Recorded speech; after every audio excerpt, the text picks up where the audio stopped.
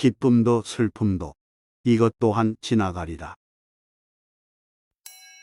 목자들이 양을 치러 들판으로 나갈 땐 점심때 먹을 음식들을 챙겨갑니다.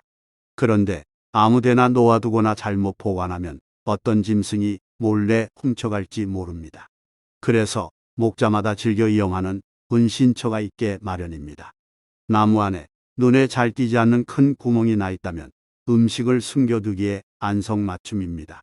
어느 날 목자들이 양떼를 몰고 들판으로 나가면서 커다란 참나무의 구멍 안에 빵과 고기를 숨겨뒀습니다. 아무도 모르게 말입니다.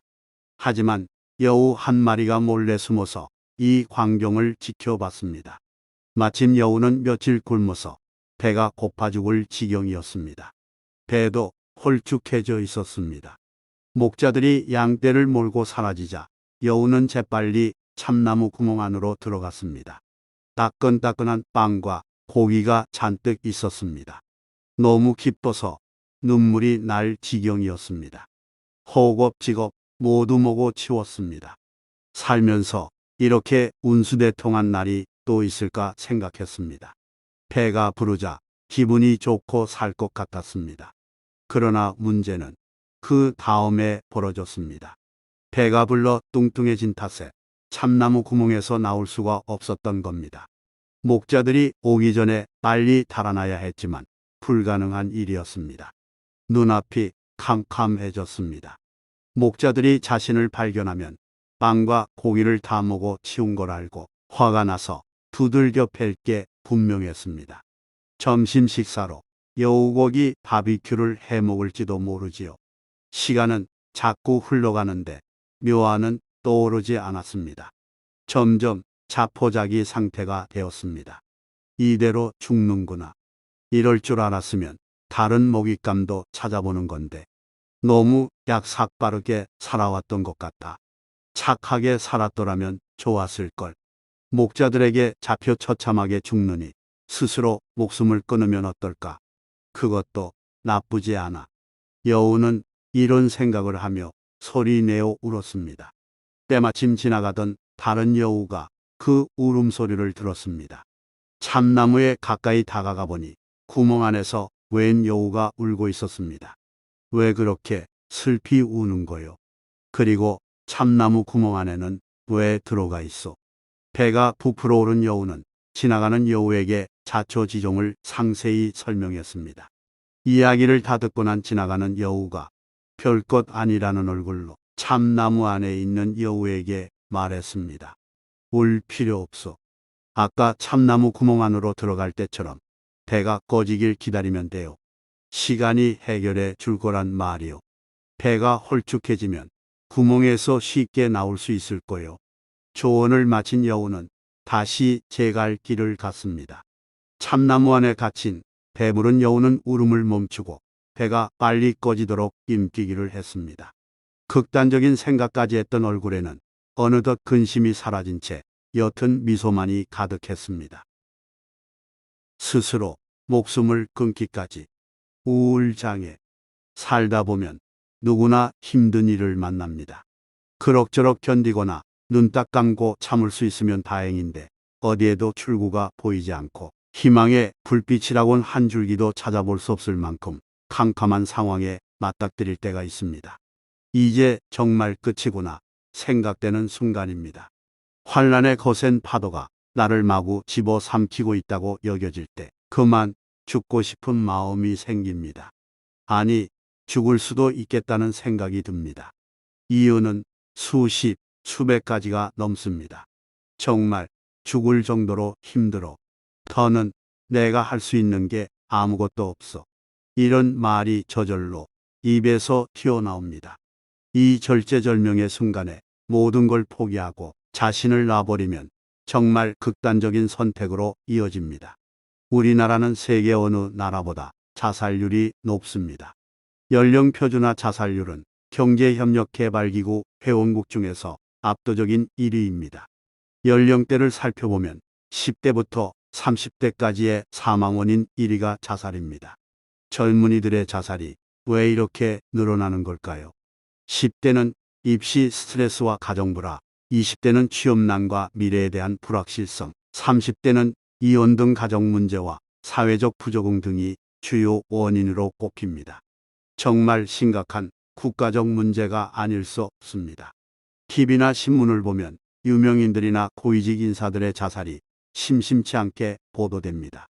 겉으론 아무런 문제가 없어 보이고 돈과 명성을 다 거머쥔 듯한 유명인들이 개인사나 가정불화 등을 이유로 어느 날 갑자기 스스로 목숨을 끊었다는 소식을 접하면 사람들은 큰 충격을 받습니다. 비리나 범죄에 연루되어 검경찰의 조사를 받던 고위직 인사들이 진실을 은폐하고자 자살을 선택하는 것도 마음을 어둡고 착잡하게 만듭니다. 나 하나만 없어지면 모든 게 다 덮어지고 없었던 게 되어 깨끗하게 마무리된다는 잘못된 인식을 심어줄 수 있습니다. 각종 매체를 통해 반복 재생산되는 자살 소식은 너무 가볍고 선정적이어서 사람들이 점점 자살에 대해 무감각해지게 만드는 것 같기도 합니다. 자살은 전염성이 꽤 높습니다. 특히 저명한 사람이 자살하면 같은 방법으로 자살하거나 자살하려는 사람이 늘어납니다. 이를 베르테르 효과라고 합니다. 독일의 데문호 괴테가 1774년에 펴낸 소설 젊은 베르테르의 슬픔에 주인공 베르테르가 연인 로테에게 실현당한 뒤 권총으로 자살하는 내용이 나옵니다.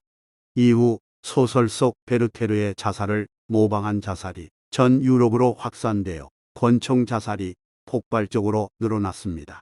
당시 괴테는 독자들에게 소설과 현실은 다르므로 제발 베르테르를 따라하지 말라고 호소까지 했다고 합니다. 이 사실에 주목한 미국의 사회학자 필립스가 1974년 모방자살 현상을 베르테르 효과라고 이름 붙였습니다. 자살의 원인은 많겠지만 그중 가장 보편적인 걸 뽑자면 우울장애가 있습니다.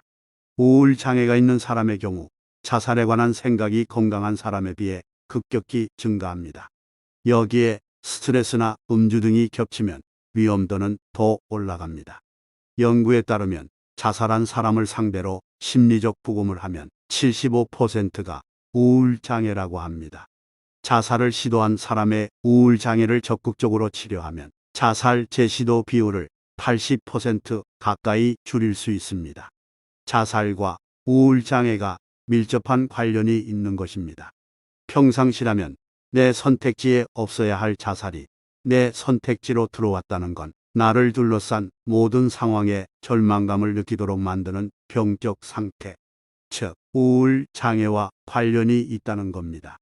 자살 충동은 나약함이나 결함 때문이 아니라 모든 생각이 그 선택지만을 향하도록 하는 우울장애가 본질일 수 있습니다. 이것 또한 지나가리라. 고대 페르시아의 한 임금이 신하들에게 명령을 내렸습니다. 슬플 땐 기쁘게, 기쁠 땐 슬프게 만드는 물건을 찾아오너라. 신하들은 모여서 고민에 고민을 거듭했습니다. 밤새 의논한 신하들은 이튿날 임금에게 반지 하나를 만들어 바쳤습니다. 임금은 반지에 새겨진 글귀를 읽고 웃음을 터뜨리며 기뻐했습니다. 이것 또한 지나가리라. 반지에 새겨진 글귀는 임금의 마음에 딱 맞는 내용이었습니다. 또 다른 이야기도 있습니다. 고대 이스라엘의 왕 다윗은 지략과 용맹에 관한 타의 추종을 불허하는 불세출의 영웅이었습니다. 하지만 그도 사람인지라 수많은 전쟁과 권력 암투를 겪으며 스트레스와 불안에 시달려야 했습니다. 그런 그가 하루는 반지 세공사를 불러 명령을 내렸습니다. 나를 위해 반지를 하나 만들어다오. 거기엔 내가 전쟁에서 승리해 환호할 때도 교만에 빠지지 않고 전쟁에서 패배에 낙심할 때도 좌절하지 않도록 감정을 조절해주는 글귀를 새겨 놓으라. 어떠한 상황에서도 용기와 희망을 잃지 않을 수 있는 글귀라야 한다. 반지 세공사는 아름다운 반지를 만들었습니다. 그러나 새겨놓을 글귀가 생각나지 않아 며칠 동안 번뇌에 빠져 지냈습니다. 그러다가 왕자인 솔로몬을 찾아가 도움을 청했습니다. 솔로몬은 인류 역사상 가장 지혜로운 왕으로 불릴 만큼 탁월한 지혜의 소유자였습니다. 솔로몬 왕자는 다음과 같은 글귀를 알려줬습니다. 이것 또한 지나가리라. 이 글귀가 어떻게 해서 생겨났는지 또 누가 만들었는지는 워낙 많은 썰이 있어 알 수 없습니다. 다만 오늘날 우리는 랜터 윌슨 스미스의 시를 통해 내용을 확인하고 위로를 받고 세상을 살아가는 지혜를 얻고 인생 앞에 겸허해질 뿐입니다. 큰 슬픔이 거센 강물처럼 내 삶에 밀려와 마음의 평화를 산산조각 내고 가장 소중한 것들을 내 눈에서 영원히 앗아갈 때면 내 가슴에 대고 말하라. 이것 또한 지나가리라. 끝없이 힘든 일들이 내 감사의 노래를 멈추게 하고 기도하기에도 너무 지칠 때면 이 진실의 말이 내 마음에서 슬픔을 사라지게 하고 힘겨운 하루에 무거운 짐을 벗어나게 하라. 이것 또한 지나가리라. 1856년 미국에서 태어난 랜터 윌슨 스미스는 시인이자 찬송가 작사가로 활약하다가 1939년 세상을 떠났습니다. 그녀가 세상을 떠난 지 100여 년 가까이 되었지만 이 시는 여전히 전 세계 사람들에게 애송되고 있습니다. 이 시가 가진 힘은 인생에 대한 깊은 성찰로부터 도출된 공감과 위로입니다. 그리고 이 시의 메시지는 삶 앞에서의 지극한 겸허함입니다. 책임지는 건 살아서 끝을 보는 것. 우화에서 여우는 하루 동안 천국과 지옥을 오갔습니다.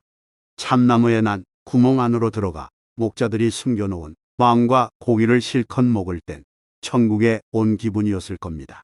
그런데 배가 불러 뚱뚱해진 탓에 참나무 구멍에서 나올 수 없을 땐 지옥으로 떨어진 기분이었겠죠. 시간이 갈수록 여우는 절망에 빠졌습니다. 살 길이 없었습니다. 목자들에게 잡혀 처참하게 죽느니 스스로 목숨을 끊는 게 낫겠다는 생각까지 했습니다. 이때 지나가는 여우가 생명의 빗줄기를 던져줬습니다.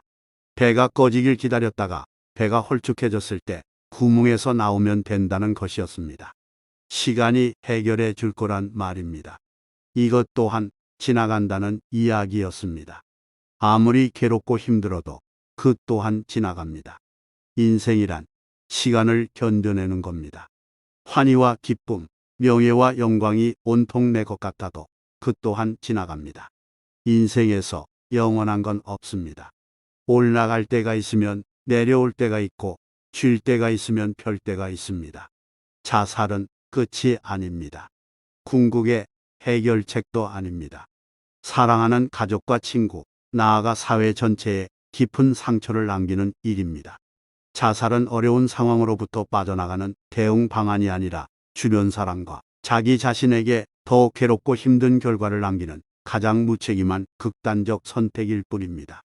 책임지는 건 살아서 끝을 보는 겁니다. 살아 있어야 해결할 수 있습니다. 죽을 것 같을 때 모든 걸 포기하고 싶은 순간 꼭 필요한 말은 이 한마디입니다.